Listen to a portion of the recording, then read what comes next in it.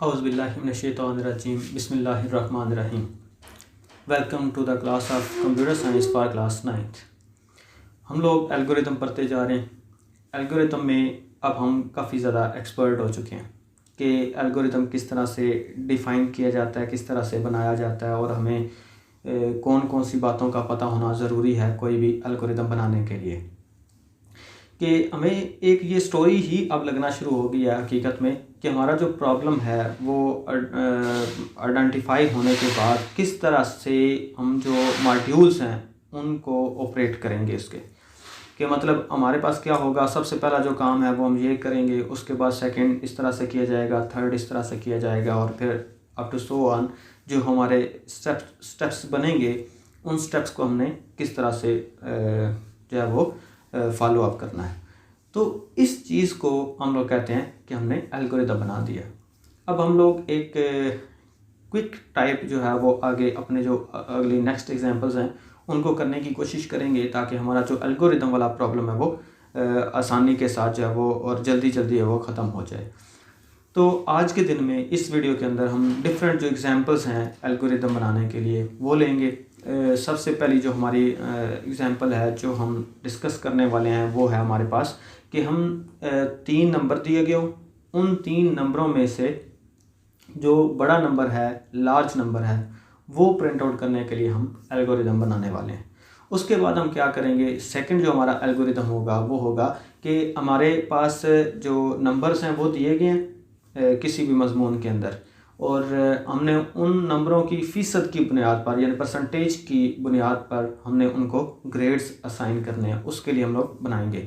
उसके बाद हमारा होगा दर्जा हरारत के हवाले से कि अगर हमारे पास फ़ारेनहाइट के अंदर अगर टेम्परेचर दिया हुआ है तो उसको हम सेल्सियस स्केल के अंदर कन्वर्ट करना सीखेंगे और अगर सेल्सियस के अंदर दिया हुआ है तो उसे हम लोग फ़ारेनहाइट के अंदर कन्वर्ट करने के लिए एक एल्गोरिदम डिज़ाइन करेंगे। और उसके बाद हमारा जो लास्ट एल्गोरिदम होगा वो ये होगा कि हमारे पास 2 नंबर्स दिए हुए हैं, यानी कि 2 नंबरों के दरमियान में एक रेंज दी हुई है कि नंबर फ़लाँ से लेकर फ़लाँ नंबर के दरमियान में जितने भी ताक आदाद हैं उनको प्रिंट आउट करने के लिए हम क्या करेंगे, एक एल्गोरिदम बनाएंगे। तो आज इस वीडियो के अंदर हम लोग, इस लेक्चर के अंदर हम लोग ये सारे के सारे प्रॉब्लम्स या 1 बाय 1 डिस्कस करते हैं। तो सबसे पहला काम कि हमारे पास 3 नंबर्स हों, वो यूज़र से इनपुट करवाए जाएँ और उनमें से हमने जो ग्रेटर नंबर है, जो लार्जर नंबर है, सबसे बड़ा नंबर है, उसको हमने क्या करना है, प्रिंट आउट करना है। तो हम पहले जानते हैं कि हम लोग सबसे पहले आइडेंटिफाई करते हैं कि इनपुट्स उसकी क्या होंगी। तो हमने खुद से भी कह दिया कि यूज़र जो है वो 3 नंबर्स इनपुट करेगा, इसका मतलब है कि हमारे पास जो इनपुट होगी वो 3 नंबर्स होंगे। फिर प्रोसेसिंग के दौरान हम क्या करवाने वाले हैं, हम एक्चुअली जो नंबर्स हैं उनको कंपैरिजन करवाने वाले हैं। तो यहाँ पे सिलेक्शन जो स्ट्रक्चर है यानी इफ़ वाला जो स्ट्रक्चर है वो इस्तेमाल करेंगे कि अगर फ़लाँ कंडीशन हो तो ऐसा काम हो जाए, फ़लाँ कंडीशन हो तो ऐसा हो जाए। मतलब कि हमारे पास जो डिसीजन मेकिंग का काम है वो यहाँ पे होगा कि हमने चेक करना है कि फ़लाँ नंबर दूसरे नंबर से बड़ा है या नहीं बड़ा। अगर वो बड़ा है तो फिर उसको प्रिंट आउट कर देना है। तो हमारे पास 3 नंबर्स हैं तो वो कुछ इस सीक्वेंस के साथ चलेंगे। तो हम अपना स्टार्ट करते हैं एल्गोरिदम बनाना। हमारा सबसे पहला काम होगा स्टार्ट, कि हमारा यहाँ से एल्गोरिदम बनना स्टार्ट हो गया। उसके बाद हमारा जो सेकंड स्टेप होगा वो होगा कि हम इनपुट करवाएंगे 3 नंबर्स। तो लिखेंगे इनपुट N0, N1, N2। उसके बाद हमारे थर्ड जो स्टेप है उसके अंदर हम करेंगे कि अब हम चेक करना चाहते हैं कि हमारा लार्जर जो नंबर होगा वो कौन सा होगा, लार्ज नंबर इसमें से कौन सा होगा। तो हम सबसे पहले एक जो है वो एक को सिलेक्ट कर लेते हैं कि ये नंबर हमारा लार्ज है, फ़र्ज़ कर लेते हैं। तो इसलिए हम क्या करते हैं, सेट N0 टू लार्ज, यानी कि हमने क्या कर दिया कि अपना जो लार्ज नंबर है वो एक फ़र्ज़ कर लिया कि N0 हमारा लार्ज था।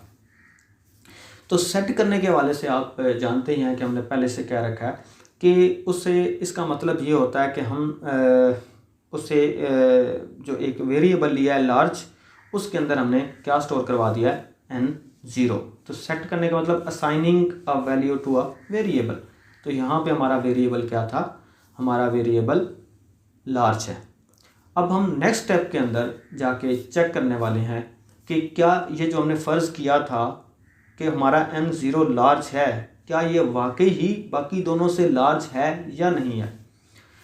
तो नेक्स्ट टाइम में हम चेक करने वाले हैं कि if n1 is greater than large, यानी कि अगर n1 लार्ज में अब स्टोर था n0, अगर तो n1 n0 से बड़ा है तो इसका मतलब है कि वो जो हमने फ़र्ज़ किया था वो गलत है। अब इसको सेट कर दो, सेट लार्ज टू n1, यानी कि अब हमारा जो लार्ज नाम का वेरिएबल है उसके अंदर जाके क्या स्टोर हो गया, हमारे पास n1 स्टोर हो गया। और अगर ये कंडीशन गलत थी तो इसका मतलब वो कुछ भी ना करे और वो नेक्स्ट स्टेप पे चला जाए।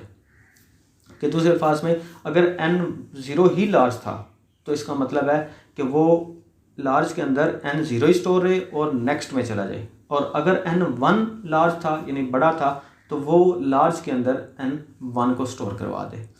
उससे अगले स्टेप के अंदर हम चेक करना चाहते हैं अपने तीसरे नंबर को। अब लार्ज के अंदर जो भी है स्टोर, अगर तो स्टेप 2 जो इससे ऊपर वाला स्टेप है स्टेप 3 के लिहाज से, अगर तो हमारा जो लार्ज है वो n1 अब हो गया होगा तो इसका मतलब है कि हम अब कंपेयर करने वाले हैं n1 को n2 के साथ। और अगर जो हमारा पिछले स्टेप के अंदर कंडीशन जो थी वो फॉल्स थी, गलत थी, कि मतलब n1 जो था वो लार्ज नहीं था तो इसका मतलब n0 लार्ज था, तो इस लार्ज को हम अब कंपेयर करने वाले हैं n2 के साथ। तो नेक्स्ट स्टेप में हम क्या करने वाले हैं, इफ़ n2 इज़ लार्ज यानी ग्रेटर देन, हमारे पास जो वेरिएबल था क्या था वो n1 या 0 जो स्टोर था लार्ज, उसके हिसाब से मतलब n2 अगर बड़ा है लार्ज से तो फिर सेट कर दो n2, यानी कि अब हमारे पास कंडीशन ये बनी कि if n2 is greater than large, अगर n2 लार्ज से बड़ा है तो हमारा जो लार्ज है वेरिएबल उसके अंदर n2 स्टोर हो जाए। लेकिन अगर ऐसा नहीं है तो फिर कुछ करने की ज़रूरत नहीं है, जो पीछे से लार्ज के अंदर स्टोर्ड था चाहे वो n0 था चाहे वो n1 था, तो दोनों सूरतों के अंदर वही लार्ज रह जाएगा। तो इस तरह से जो भी लार्ज होगा वो जो इन तीनों नंबरों में से वो इस लार्ज नाम के वेरिएबल के अंदर जाके स्टोर हो जाएगा। अब हम अगले स्टेप के अंदर इसे आउटपुट कर लेंगे कि प्रिंट कर लेते हैं हमारे पास लार्ज, यानी कि जो लार्ज के अंदर स्टोर है वो वाला प्रिंट आउट हो जाए और इसके बाद हम एंड करते हैं। तो ये हमारा प्रॉब्लम, अगर हमारे पास 3 नंबर्स हों, इनपुट करवाए हुए हों, उनमें से जो बड़ा नंबर है उसको हमें आउटपुट करवाने के लिए हम ये एल्गोरिदम जो है वो बनाते हैं। उम्मीद है कि आपको ये समझ आई होगी। अब चलते हैं अपने नेक्स्ट एल्गोरिदम की तरफ कि हमने करना क्या है। हमने मज़मून के जो ग्रेड्स दिए गए हैं, ग्रेड्स हैं वो हमने असाइन करने हैं on the basis of obtained marks, यानी कि जिस बंदे ने जितने % नंबर लिए हैं उसके हिसाब से हम क्या करेंगे, हम उसे ग्रेड देंगे, A+ देंगे, A देंगे, B देंगे, C D या फिर F ग्रेड जो वो असाइन करेंगे। तो ये बनाना भी बड़ा आसान सा है। पहली तो बात है कि हमें प्रोसेसिंग भी यहाँ पे करवाना पड़ेगी कि हमें परसेंटेज निकालनी है। फिर एक और बात भी हमारे समझ में आती है कि परसेंटेज निकालने के लिए हमारे पास क्या क्या होना ज़रूरी है। हमारे पास ऑब्टेन्ड मार्क्स और साथ में हमारे पास जो टोटल मार्क्स है वो होना भी ज़रूरी है, यानी कि परसेंटेज हम तब भी निकाल सकते हैं अगर हमें ऑब्टेन्ड मार्क्स और टोटल मार्क्स पता हो।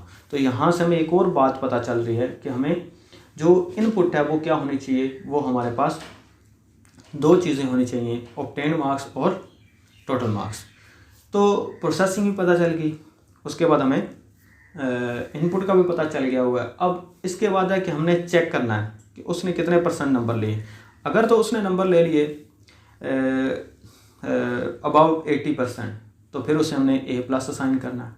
अगर ऐसा नहीं है तो वो क्या करे, उसको जो ग्रेड है वो फिर हम लोग क्या करेंगे आगे, अगर 70% से ग्रेटर उसने लिए हैं तो उस हिसाब से हम असाइन करेंगे, A असाइन करेंगे। फिर अगर 60% से ज़्यादा लिए हैं तो हम उसे B असाइन करेंगे। इस तरह से हम लोग असाइन करते चले जाएंगे। अब हम थारोली स्टार्ट करते हैं। सबसे पहला काम कि हम क्या करने लगे हैं, स्टार्ट करेंगे। अच्छा, हमने पहले से भी ये चीज़ पढ़ रखी है कि एक प्रॉब्लम के कई सॉल्यूशन एग्जिस्ट कर सकते हैं, यानी एक प्रॉब्लम को हल करने के काफ़ी सॉल्यूशन हो सकते हैं। अब उनमें से जो सॉल्यूशन जिसको ज़्यादा अच्छा लगता है वो, यानी कि जो ज़्यादा इफेक्टिव होता है सॉल्यूशन, जो हमारे लिए ज़्यादा कारआमद होता है, वो हम सेलेक्ट करने की कोशिश करते हैं। तो यहाँ पे भी ऐसा पॉसिबल है कि इस प्रॉब्लम के भी उससे ज़्यादा सॉल्यूशन एग्जिस्ट कर सकते हैं। तो सबसे पहले स्टार्ट फर्स्ट स्टेप के अंदर। सेकंड स्टेप में हम क्या करने वाले हैं, इनपुट करवाएंगे। कौन सी चीज़ को इनपुट करवाएंगे, ऑब्टेन्ड मार्क्स और टोटल मार्क्स। थर्ड स्टेप में हम क्या करेंगे, कैलकुलेट करेंगे परसेंटेज को। तो हम करेंगे सेट परसेंटेज टू, यानी कि हम परसेंटेज नाम के वेरिएबल के अंदर क्या स्टोर करवाने वाले हैं, obtained marks divided by total marks और मल्टीप्लाई बाय 100। यानी कि हम क्या करते हैं, ये परसेंटेज का फार्मूला है, हम सिंपल फार्मूला कि आपने जितने नंबर हासिल किए हैं उससे तकसीम कर देते हैं टोटल नंबरों के ऊपर और मल्टीप्लाई कर देते, जो आंसर आता है उसको मल्टीप्लाई करते हैं हम लोग 100 के साथ। तो इस तरह से हमारे पास क्या आ जाता है, हमारे पास परसेंटेज निकल आती है नंबरों की। उसके बाद हम चेक करेंगे कि if percentage is greater than 80, यानी कि अगर उसके 80% से ज़्यादा नंबर आए हैं तो सेट ग्रेड टू A+, कि उसका जो ग्रेड है वो क्या हो जाए, A+ हो जाए। अगर तो ये कंडीशन रॉन्ग है तो हम क्या करेंगे, अपने नेक्स्ट स्टेप पे चले जाते हैं। If grade is greater than 70 तो सेट ग्रेड टू A, यानी कि अगर हमारे परसेंटेज जो है वो क्या हो, 70% से ज़्यादा हो तो ग्रेड जो है वो A उसे असाइन कर दिया जाए। इसी तरह से हम चेक करेंगे if percentage is greater than 60 तो उसकी जो सेट का कर दिया जाए, हमारे जो ग्रेड है वो सेट टू B कर दिया जाए। इस तरह से हम चलते जाएंगे और एंड पे जाके हम लोग क्या करने वाले हैं, एंड पे जाके हम लोग छोड़ देते हैं कि अगर ग्रेड जो है वो ग्रेटर दैन परसेंटेज जो है वो ग्रेटर दैन 33 है तो इसका मतलब है उसे D असाइन कर दिया, और अगर ऐसा नहीं है तो वो क्या कर दे, प्रिंट आउट वैसे ही कर दे कि हमारे पास जो था वो फेल हो गया। एक तो ये सोल्यूशन था, वरना हम ये भी कर सकते थे कि हमने पहले स्टेप के बाद जब कहा कि percentage is greater than 80 set grade two A+, else, यानी कि ऊपर वाला अगर नहीं है तो फिर नीचे वाला चेक करें, अगर नीचे वाला नहीं है तो फिर एल्स हम लोग लगाते हैं कि आगे चेक करें। अगर ऐसा नहीं है तो यानी कि अगर वो कंडीशन ऊपर वाली ना हो, यानी ट्रू ना मानी जाए, तो फिर नीचे वाली चीज़ें जो हमारी वो एग्जीक्यूट हों। तो हम बार बार ये लफ्ज़, ये जो वर्ड है, की वर्ड है एल्स, वो हमारी प्रोग्रामिंग के अंदर काफ़ी ज़्यादा यूज़ होता है, उसको हम लोग इस्तेमाल करेंगे कि अगर तो हमारी जो परसेंटेज है वो ग्रेटर दैन 80 नहीं है, अगर है तो फिर हम लोग ग्रेड के अंदर क्या स्टोर करवा रहे हैं, फिर हम 80 स्टोर करवा रहे हैं। और अगर वो 80 स्टोर हो गया हुआ है तो हमें नीचे जाने की ज़रूरत नहीं है, नीचे वाला हमारा प्रॉब्लम बिल्कुल सॉल्व ना हो, क्योंकि नीचे हम एल्स इसलिए लिख देते हैं नेक्स्ट स्टेप पे कि अगर तो वो ऊपर वाली कंडीशन रॉन्ग है तो फिर एल्स के बाद वाला पार्ट जो है वो हल हो। तो एल्स के बाद फिर हम लोग बार बार जो एल्स यूज़ करते हैं कि अगर वो ऊपर वाली ठीक नहीं है कंडीशन तो नीचे वाली हो, नीचे वाली ठीक नहीं है तो उससे नीचे वाली हो, अगर वो ठीक नहीं है तो उससे नीचे वाली हो। एट दी एंड हमारे पास ग्रेड के अंदर जाके स्टोर हो गया हुआ है वो वाला ग्रेड जो कि उसके ऑब्टेन्ड मार्क्स के हवाले से हमने निकाला था। इन चीज़ों को अब मैं आपको थोड़ा सा जो है वो शॉर्टली समझाने की कोशिश कर रहा हूँ कि हम जो है वो अब इसके अंदर काफ़ी ज़्यादा एक्सपर्ट हो चुके हैं कि हम किसी भी प्रॉब्लम के लिए जो एल्गोरिथम है वो बना सकें। तो अब हम जनरली इनको डिस्कस कर रहे हैं ताकि आपके पास अगर किसी तरह का भी कोई प्रॉब्लम आ जाए तो उसके लिए अगर आपको एल्गोरिथम बनाना पड़े तो आप उसे बना सकें। तो होप्स हो कि आपको ये समझ आ गई होगी कि हमने यहाँ पे जो इफ़ स्ट्रक्चर था वो भी यूज़ किया, हमने प्रोसेसिंग भी इस्तेमाल की, हमने एक नया जो कीवर्ड था एल्स उसको भी देखा कि एल्स से हमें क्या पता चला कि अगर तो हम इफ़ कंडीशन यूज़ करते हैं, अगर तो ट्रू होती है तो हमारे पास वो सेट कर दिया जाता है। अगर ये कंडीशन ही फॉल्स हो जाए, मतलब अगर उसके 80% से ज़्यादा नहीं है और हम इसको एग्जीक्यूट नहीं करना चाहते, तो उससे नीचे वाले को हल करने के लिए एल्स का जो लफ्ज़ है वो इस्तेमाल किया जाता है।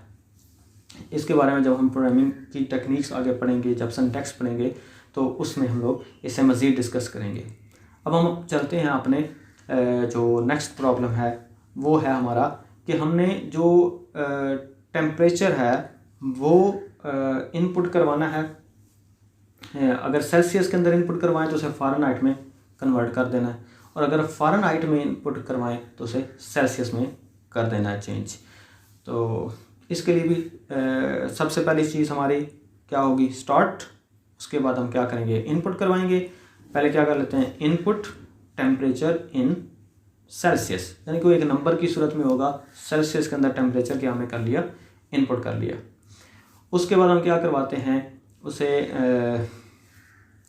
जब वो प्रोसेसिंग करवानी है कि हमारा जो टेम्परेचर है वो सेल्सियस के अंदर था, उसको किस में तब्दील कर दिया जाए, उसको तब्दील कर दिया जाए फ़ारेनहाइट में। उसके लिए हम फार्मूला यूज़ करते हैं। वो फार्मूला क्या है, हमने क्या करना है कि सेट फ़ारेनहाइट टू, यानी कि एक वेरिएबल लिया फ़ारेनहाइट का, और उसमें क्या किया हमने 9 डिवाइडेड बाई 5, यानी हमारे पास फार्मूला है, आप लोगों ने पहले इस चीज़ को कर रखा है कि हम 9 डिवाइडेड बाई 5 करते हैं, या फिर हमारे पास जो सेल्सियस होता है वो मल्टीप्लाई बाई 9 और डिवाइडेड बाई 5 कर देते हैं, और इसका जो आंसर आता है उसको हम प्लस कर देते हैं 32 के साथ। अगर ये ऐसा हो जाए तो इसका जो आंसर निकल के आता है उसको हम किस में स्टोर करवा देते हैं, फ़ारेनहाइट के अंदर। उसके बाद हम क्या करेंगे, आउटपुट लेंगे। आउटपुट जो है वो हम क्या करने वाले हैं, हम स्टोर करवाने वाले हैं, टू प्रिंट आउट करवाने वाले हैं अपनी स्क्रीन के ऊपर, और वो हमारी होगी कि आउटपुट फ़ारेनहाइट। हम अपना प्रोग्राम यहाँ पे एंड कर देते हैं। और नेक्स्ट जो है हमारे पास वो ये था कि अगर हमने इनपुट करवा ली फ़ारेनहाइट, तो ऐसी सूरत में उसे लेके चलना हमने सेल्सियस के अंदर।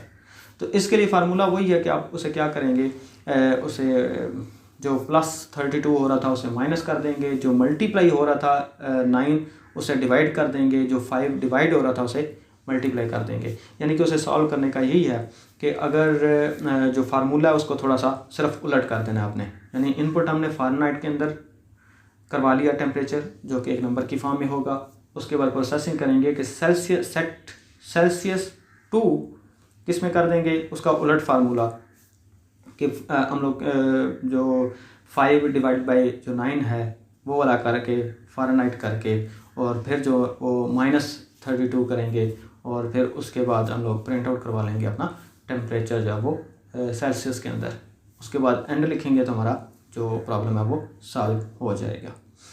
इसके बाद हम अपना जो नेक्स्ट प्रॉब्लम है वो डिस्कस करते हैं। तो हमारा जो नेक्स्ट प्रॉब्लम है उसमें है क्या कि हमारे पास एक रेंज दी गई है कि यहाँ से लेके यहाँ तक नंबरों के दरमियान में जो ताक आदाद हैं उनको प्रिंट आउट करें। तो सबसे पहली चीज़ कि हमें 2 नंबर दिए जाएं ताकि हमें पता चल जाए कि यहाँ से लेके यहाँ तक हमने करना है। तो हमें पता चला कि हमारे पास इनपुट 2 नंबर्स हैं, तो वो हम क्या इनपुट करवा लेंगे, N1 एंड N2। फिर ये भी होना चाहिए कि रेंज में वो जो N2 है यानी लास्ट वाला नंबर है वो N1 से बड़ा होना चाहिए, तब जाके हम देखेंगे कि यहाँ से लेके यहाँ तक जो तादाद हैं उनको प्रिंट आउट किया जाए। तो सबसे पहले इसका मतलब हम उसके बाद जब इनपुट होने के बाद हम चेक क्या करेंगे कि क्या हमारा जो N2 है वो बड़ा है N1 से, यानी कि पहले नंबर से आखिरी नंबर बड़ा है, ताकि हमें पता चल जाए ना, अगर पहला नंबर 5 है दूसरा 4 हो तो 5 से लेकर 4 तक तो नहीं जा सकते। इसका मतलब है दूसरा 8 हो 10 हो अगर, तो हम क्या करेंगे 5 से लेकर 10 के दरमियान में जितने भी ताक आदाद हैं उनको हमने क्या करना है, प्रिंट आउट करना है। तो उसके बाद हम क्या करेंगे कि मॉड एक ऑपरेटर हमने पढ़ रखा है कि मॉड क्या करता है। मॉड असल में अगर किसी नंबर को डिवाइड करें किसी दूसरे नंबर पर तो वो हमें रिमाइंडर देता है, यानी बाकी बच जाने वाले देता है। तो हम जानते हैं कि ताक वो आदाद होते हैं कि अगर हमारे पास अगर कोई नंबर है उसे हमने डिवाइड किया है किस पे, हमने 2 पे डिवाइड किया, अगर तो वो पूरा डिवाइड हो जाता तो बाकी क्या बच गया 0। अगर बाकी 0 बच गया तो इसका मतलब वो नंबर जुफ्त है, और अगर वो बाकी बच गया 1 तो इसका मतलब है कि वो ताक है।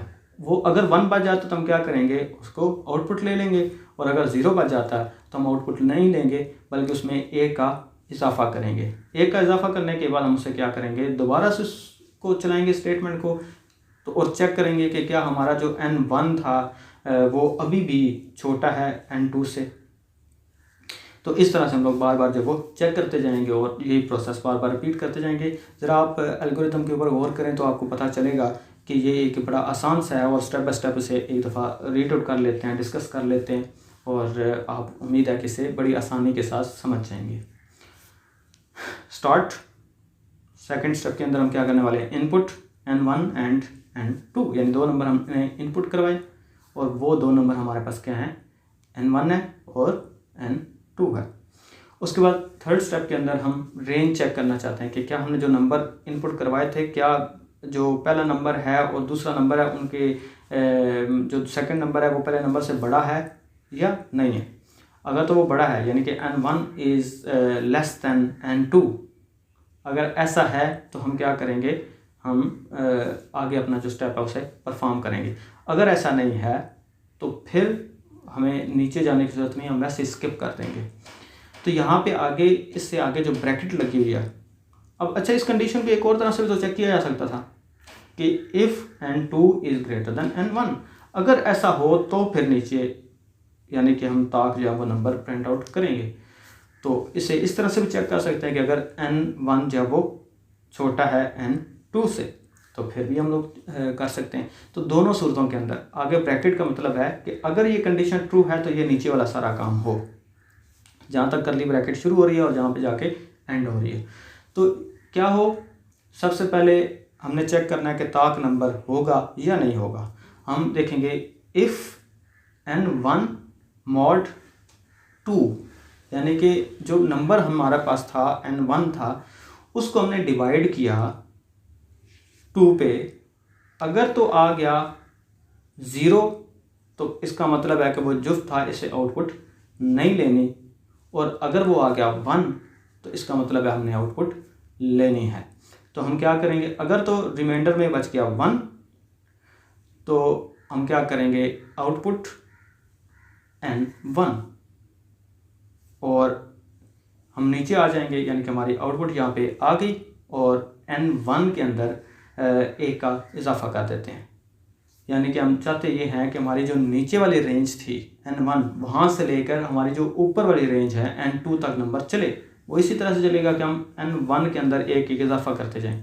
तो हम आगे अगर तो हमारा क्या आ गया था कि अगर हमने मॉड लिया, 2 पे डिवाइड किया और वो 1 आ गया, तो हमने आउटपुट क्या ले ली, हमने आउटपुट n1 ले ली कि हमारा नंबर ताक था।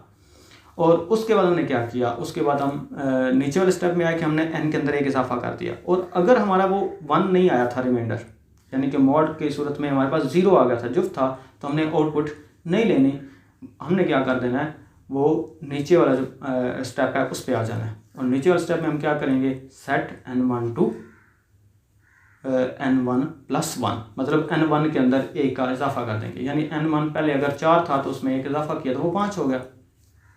उसके बाद इजाफा करने के बाद हम क्या करेंगे, अपनी कंडीशन को दोबारा चेक करना चाहते हैं, क्या अभी भी n1 जो है वो छोटा है n2 से।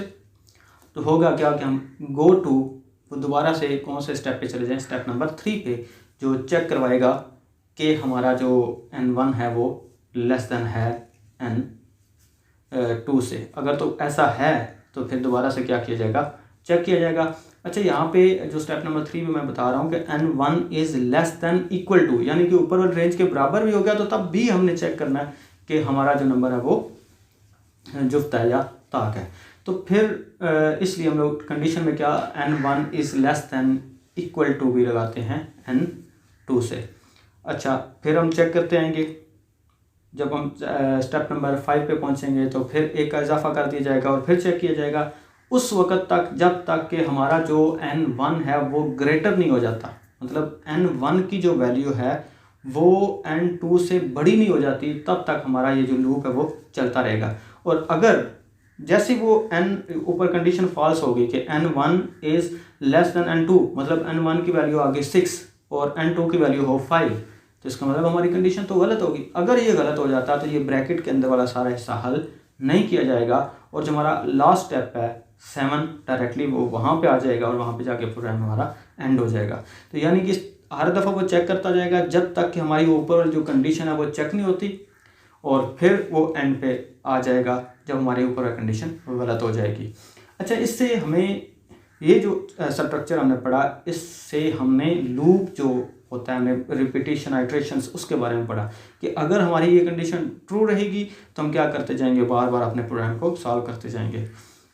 तो यहाँ तक एल्गोरिथम्स हमने बड़ी डिटेल के साथ, एक जो सीक्वेंस वाले थे, उसके बाद हमने जो सिलेक्शन वाले थे, और उसके बाद हमने जो लूप वाले स्ट्रक्चर थे, उन सब के लिए एक एक एल्गोरिथम बना के देख लिया। अच्छा, यहाँ जो लास्ट हमने एल्गोरिथम पढ़ा कि अगर इतनी रेंज दी हुई हो तो हमने ता का दा निकालने हो, तो आप जुफ्त के लिए भी बना सकते हैं कि आउटपुट आप उस सूरत में करें जब आप लिख देंगे कि जब हमने कंडीशन अप्लाई की थी कि N1 mod 2 0 की सूरत में हम आउटपुट कर दें, इसका मतलब जुफ्त वाले सारे आउटपुट हो जाएंगे और ताक वाले नहीं होंगे। तो बस सिंपल सी हम कंडीशंस को थोड़ा सा वेरिएशंस करते हुए हम लोग कर सकते हैं और इस प्रॉब्लम को सॉल्व करने के बाकी भी सोल्यूशन हो सकते हैं। सिर्फ आपका काम है pay attention to the details, यानी कि जो भी तफसीलात हैं उसको सही गौर से आपने देखना है, गौर से पढ़ने की कोशिश करनी है। एक्चुअली आपसे वो चाहता क्या है, आपको दे क्या रहा है और बदले में वो मांग क्या रहा है, उसके अंदर से जो आपकी मिसिंग इन्फॉर्मेशन होगी उसको रिसर्च करने की हम कोशिश करते हैं। फिर हम लोग क्या करते हैं, उससे फिर एक तरतीब के साथ हल करने की कोशिश करते हैं। तरतीब का यहाँ पे एक बड़ा ख़ास जो है ना वो रोल है, तो आगे इंशाल्लाह हम जब पढ़ेंगे तो इस चीज़ को भी देखेंगे। मुझे उम्मीद है कि आपको ये सारा जो एल्गोरिदम वाला स्ट्रक्चर है ये भी समझ आया होगा। तो आप इसमें मज़ीद अपने इर्द गिर्द के प्रॉब्लम्स लेंगे, उनको कन्वर्ट करने की कोशिश करेंगे एल्गोरिदम्स के अंदर, और फिर मुझे कमेंट्स में भी बताएं। और मज़ीद आप ऐसा करें कि हमारी जो वीडियोस हैं, हमारे लेक्चर्स हैं, इनको शेयर करें ताकि बाकी लोगों को भी इसका पता चले, और आप ख़ुद भी इसको सब्सक्राइब करें और बाकियों को भी इसको सब्सक्राइब करने के लिए कहें ताकि ये जो कम्युनिटी है वो ग्रो करती जाए और सारे के सारे लोग जो हैं वो इससे फ़ायदा उठा सकें। अब तक के लिए इतना ही। इंशाल्लाह मिलते हैं आपको नेक्स्ट लेक्चर में। अल्लाह हाफिज़।